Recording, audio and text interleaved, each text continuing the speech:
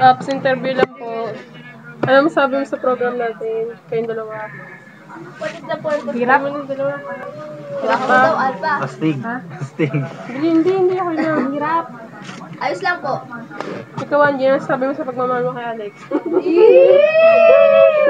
Ang dami puso na naman, no? Malapit. Umugis puso. Di ba may tigawad? Napanood niyo yung emo? Isang puso tayo, Pilipino. Isang puso. Wala ba din ito? Ay, Alex, gusto na Angie. Alex.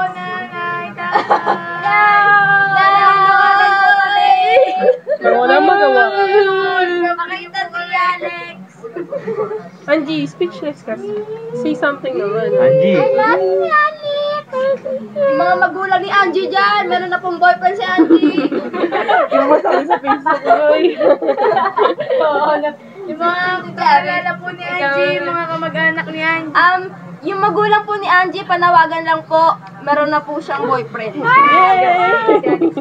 Ano po yun? Pangalan po niya ay si Alexander Garcia. Yun po, search nyo na lang. Lahat po ng mga nakakakilala ko yan. Dami. Angie, totoo ba yun?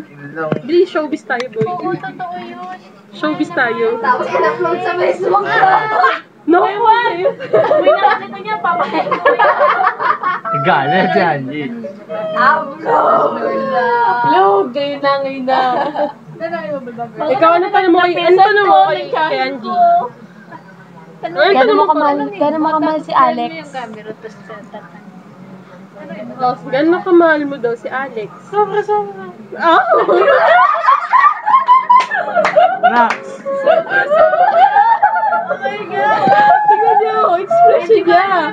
Angie, mahal mo na ba talaga si Alex? Expired. Angie, mahal mo na ba talaga si Alex? Oh my God! Ulit yun tanong. Angie, mahal mo na ba talaga si Alex? Patagal na. Sa Pilipit niyo po!